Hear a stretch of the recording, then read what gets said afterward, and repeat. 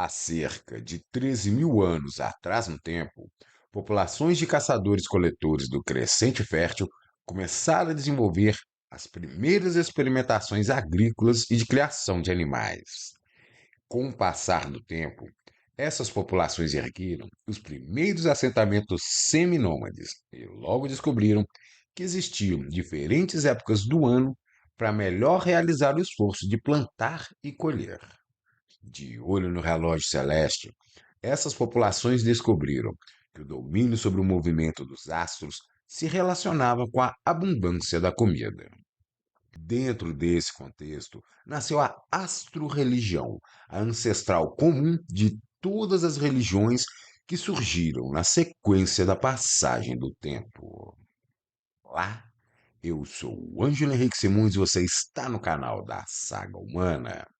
Esse é o primeiro vídeo da série sobre a astro-religião neolítica, a religião ancestral, fonte original de todas as religiões que surgiram na sequência da passagem do tempo.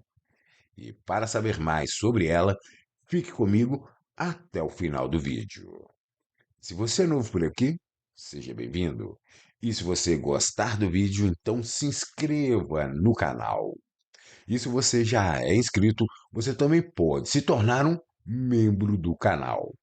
Como membro, você palpita na escolha dos temas dos próximos vídeos, tem acesso a benefícios exclusivos, abre as portas para que o conhecimento chegue até você e apoia a produção de conteúdos daqui do canal. E se você gostar desse vídeo, saiba que tem mais conteúdos como esse no meu livro, A Saga Humana, cuja leitura amplia e complementa o conteúdo dos vídeos que você assiste aqui no canal. Mas, sem perda de tempo, vamos logo pro vídeo da semana e, enquanto rola a vinheta, já sabe, né? Já vai deixando o seu like, porque eu garanto que vai valer a pena.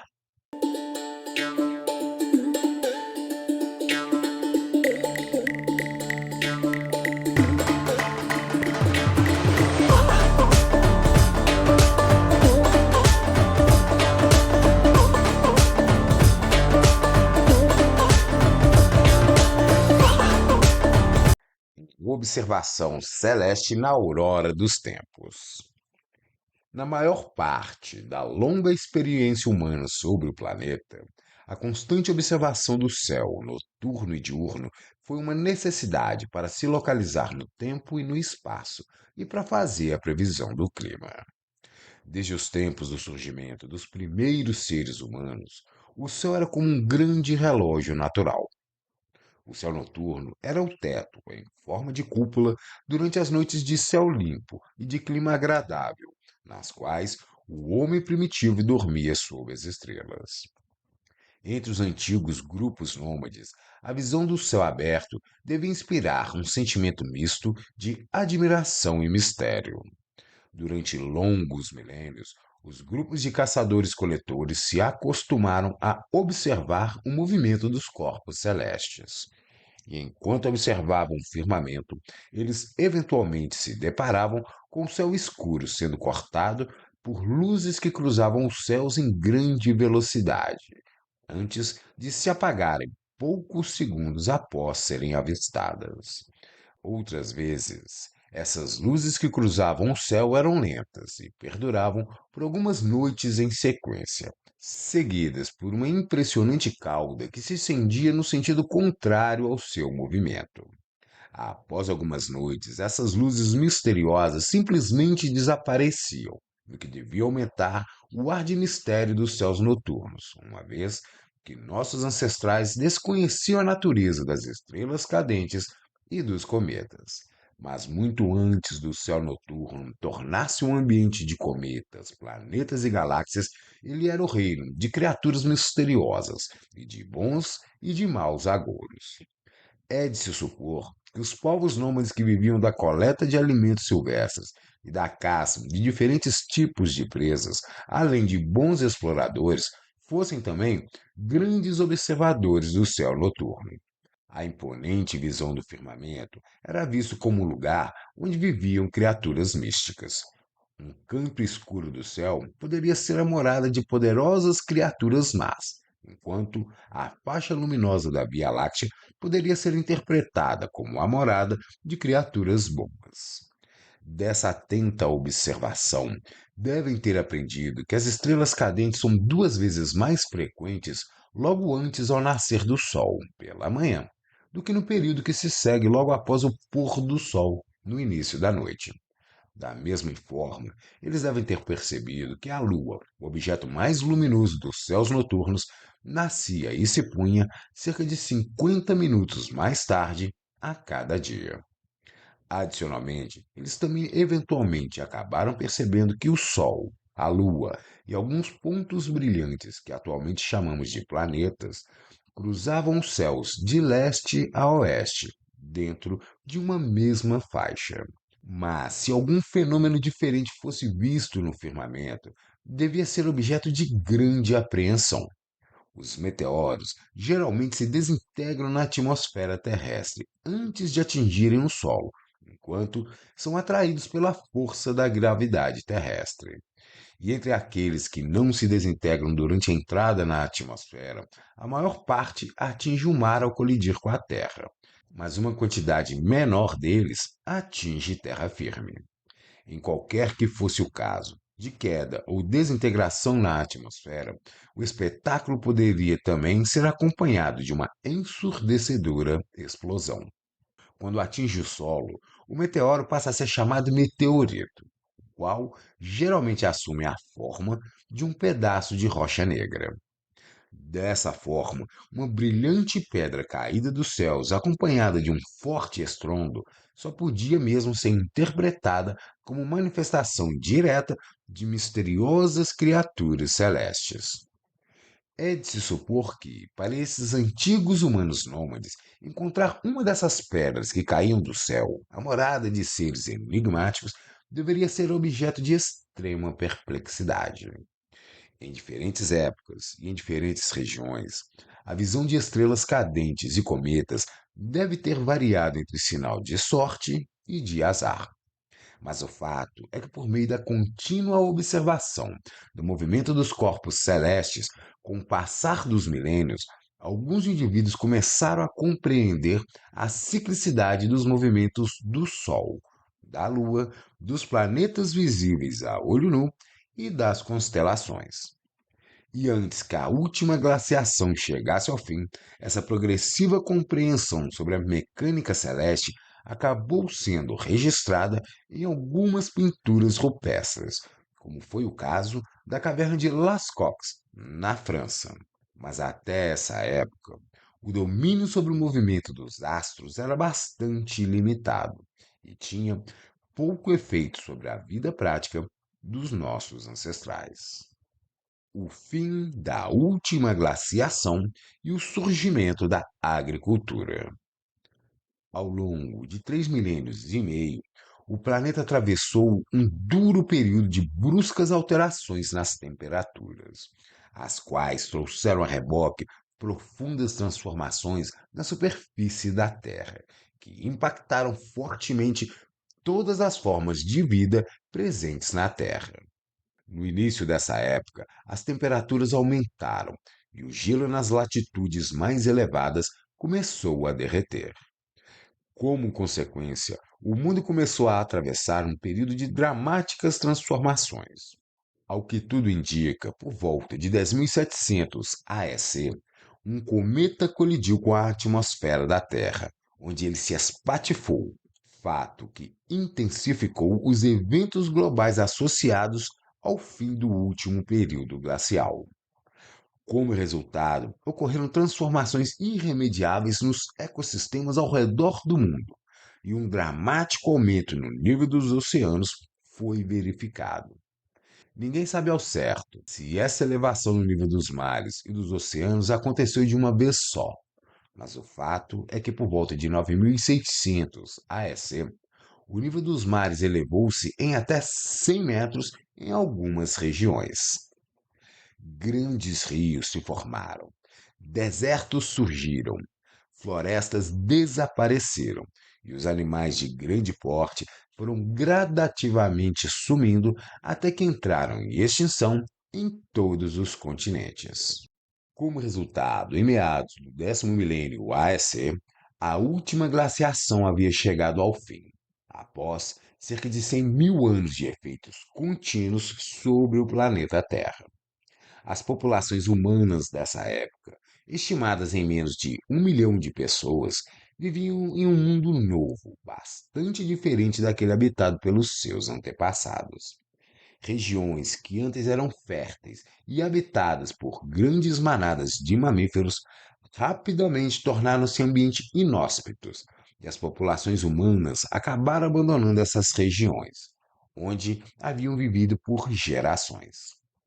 Nesse sentido, as populações humanas acabaram se distanciando das velhas tradições, na medida em que novos hábitos que melhor se adequavam às novas terras e às novas realidades foram se desenvolvendo. Dentro desse contexto, as populações humanas de todo o planeta ainda viviam como bando de caçadores-coletores nômades em meados do 10º milênio AEC. Mas nas regiões mais ao norte do Crescente Fértil, grupos humanos começaram a desenvolver as primeiras experiências com a domesticação de plantas e de animais. Por volta de 9500 AEC, as populações humanas assentadas na região estavam lentamente passando do antigo estilo de vida sedentário para um outro, seminômade, quando os primeiros assentamentos permanentes começaram a surgir na região. Nessa época, nos assentamentos da região já estavam sendo cultivados principalmente centeio, trigo e cevada, além de lentilhas, amêndoas e pistache. Os rebanhos domesticados eram quase todos de ovelhas e cabras, mas também existiam criações de porcos e de gado. Mas a principal fonte de alimentação ainda era baseada em atividades de caça e pesca, as quais eram suplementadas pelas atividades de coleta na natureza e pelos primeiros cultivos agrícolas produzidos nos assentamentos. Os cães também já haviam sido domesticados e eles eram frequentemente encontrados na companhia de grupos humanos, principalmente durante atividades de caça, mas também perambulando pelos assentamentos.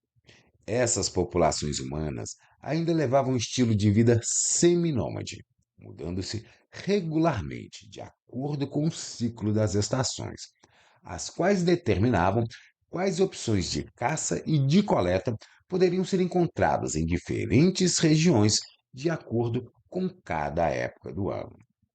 Dessa forma, alguns locais de acampamentos temporários desses grupos acabaram evoluindo e se transformando nos primeiros assentamentos humanos, os quais ainda não eram efetivamente sedentários, embora estivessem se tornando cada vez mais permanentes, em função do progressivo domínio das inovadoras práticas agrícolas e de criação de animais. A vida dessas populações já apresentava alguma organização comunitária, o que incluía a divisão do trabalho entre homens e mulheres e uma liderança exercida pelos mais velhos. As populações desses assentamentos ainda manifestavam religiosidade por meio de práticas xamânicas, as quais, embora fossem bastante diferentes em cada comunidade, consistiam basicamente de um contato direto do homem com a natureza.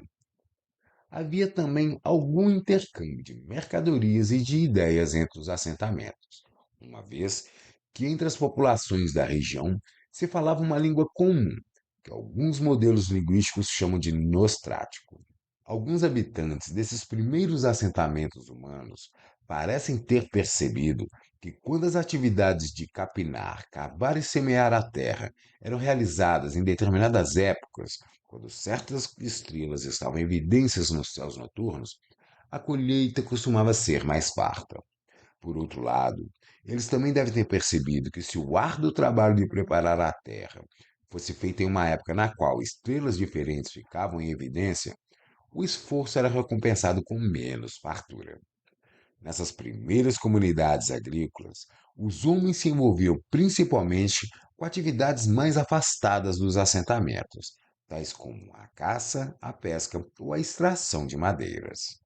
E as mulheres ficavam envolvidas com atividades mais próximas ao núcleo das comunidades, tais como o cuidado dos filhos, o preparo dos alimentos e a coleta de frutos silvestres. Por isso mesmo, acredita-se que as mulheres estejam intimamente ligadas com o início dos primeiros passos do desenvolvimento da agricultura. Passando mais tempo dentro dos assentamentos preparando alimentos, elas devem ter sido as primeiras a perceber que as sementes que caíam no solo ao redor das comunidades em determinadas épocas do ano brotavam dentro de um tempo regular, quando então elas eram colhidas. Ao que tudo indica, as primeiras atividades agrícolas haviam começado com grupos de caçadores-coletores recolhendo grãos e levando-os de volta para os acampamentos, quando algumas sementes inevitavelmente caíam no chão durante esse deslocamento. Quando esses grupos voltavam ao mesmo acampamento no ano seguinte, as sementes caídas no ano anterior teriam crescido ao redor do acampamento e elas seriam novamente coletadas, quando novas sementes cairiam e o ciclo se repetiria, com cada vez mais grãos envolvidos.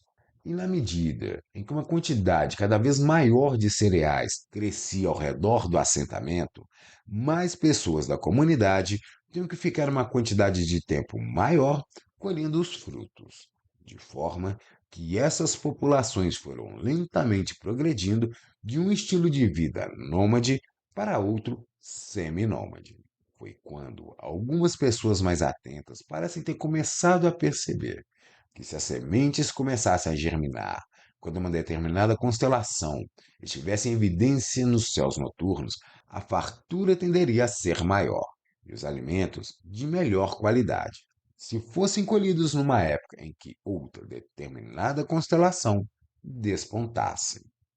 Mas o esforço cada vez maior para manter uma rotina de trabalho que envolvia uma sequência de atividades extenuantes de cultivo da terra era grande. Havia hora certa para capinar, cavar e semear o solo. Se tudo não fosse realizado na hora certa, a oportunidade poderia ser perdida.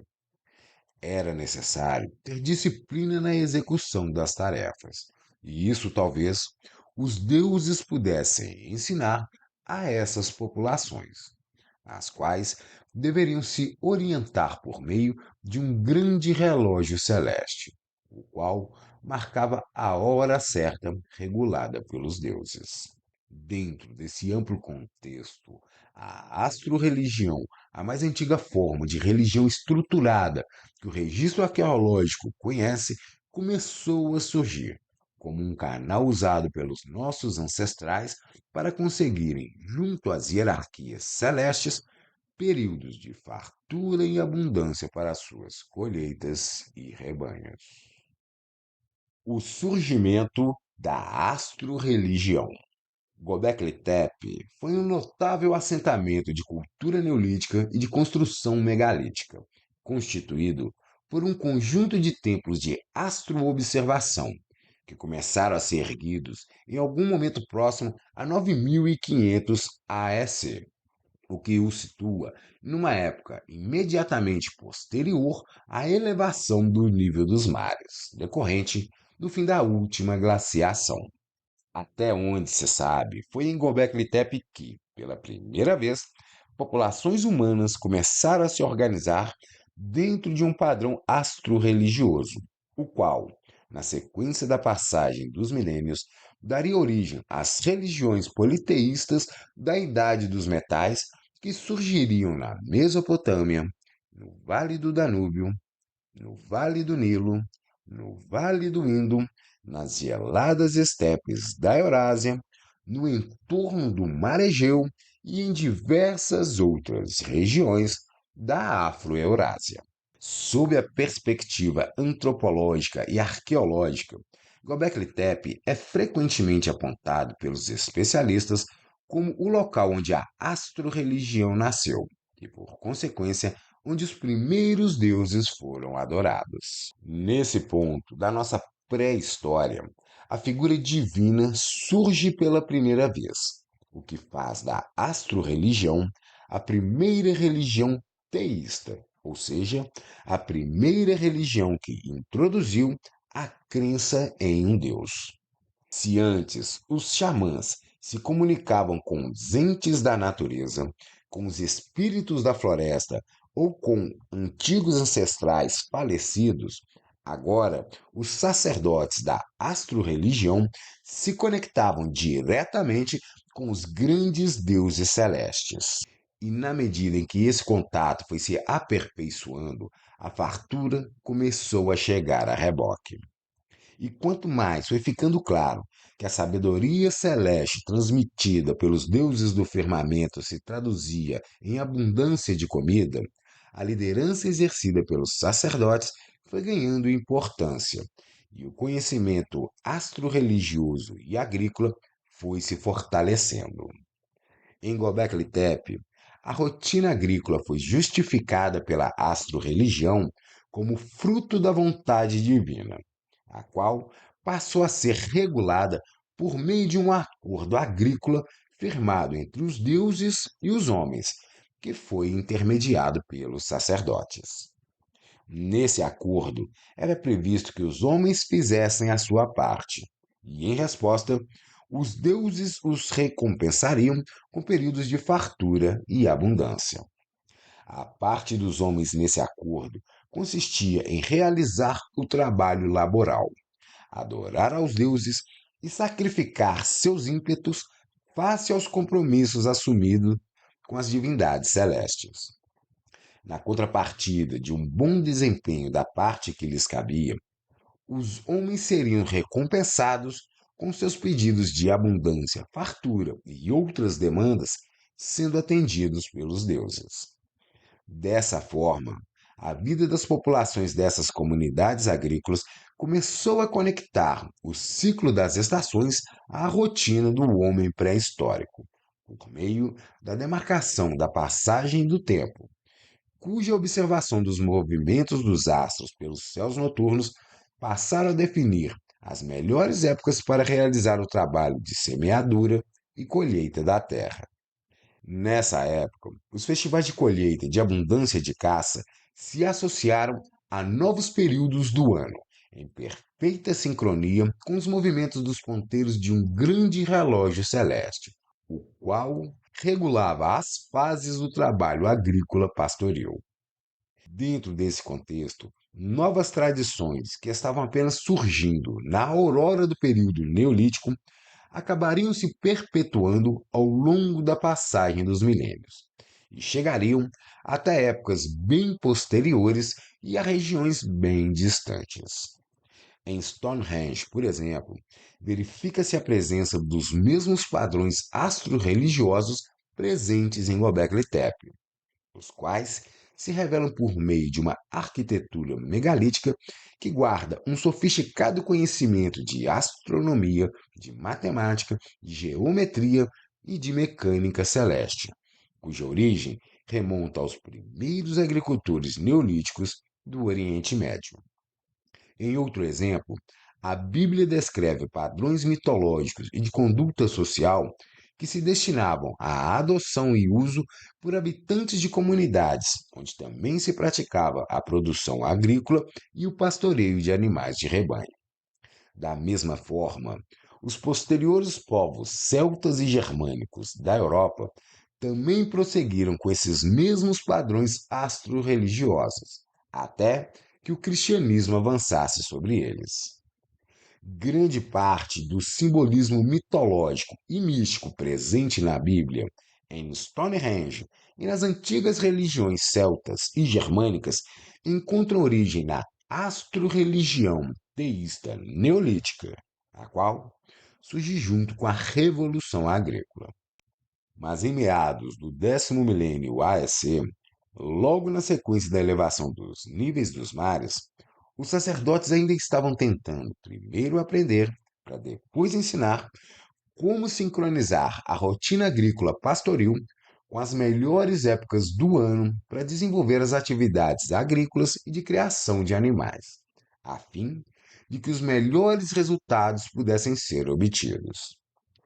O Sol tinha sido o primeiro marcador celeste dominado pelos nossos ancestrais, ainda no período paleolítico.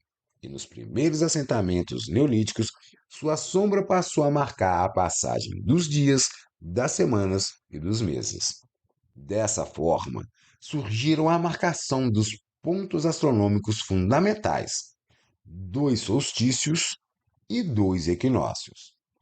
Com isso, o ciclo solar do ano de 365 dias foi encontrado, a partir de quando as populações neolíticas do Crescente Fértil correlacionaram que, plantando em determinadas épocas do ano, quando determinadas estrelas apareciam no céu, a colheita seria mais abundante.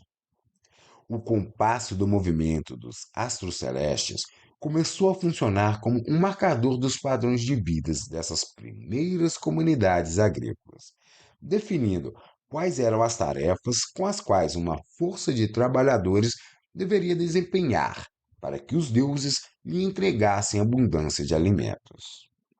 Dessa forma, teve início uma sincronização entre o contínuo trabalho de cuidar da Terra e o movimento de sucessão das constelações, estrelas e planetas nos céus noturnos. O trabalho de posicionamento dos marcadores megalíticos, de interpretação das suas sombras e alinhamentos, bem como da organização dos esforços de trabalho da sua construção, foram liderados pelos sacerdotes com auxílio dos membros mais velhos das comunidades. Os sacerdotes, conhecedores dos segredos do firmamento, eram os responsáveis pela leitura dos relógios celestes e, por esse motivo, eles eram os organizadores dos esforços das comunidades para os preparativos do plantio, para o enfrentamento do inverno e também pelo contato com os deuses celestes que habitavam o firmamento.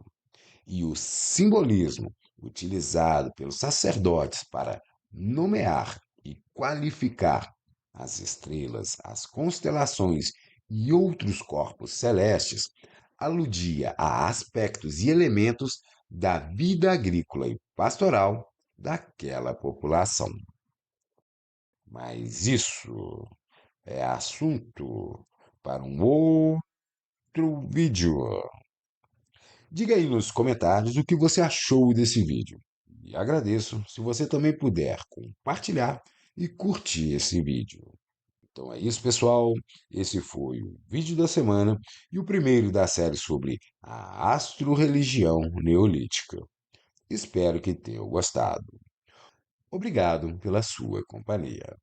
E se você ficou até aqui comigo e ainda não é assinante do canal, então se inscreva. E se você gostou desse vídeo, lembre-se que tem mais conteúdos como esse no meu livro, A Saga Humana.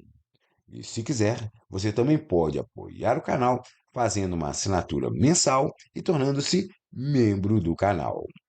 Então é isso. Valeu, galera. Uma boa semana pra gente. Aquele abraço e até o próximo vídeo.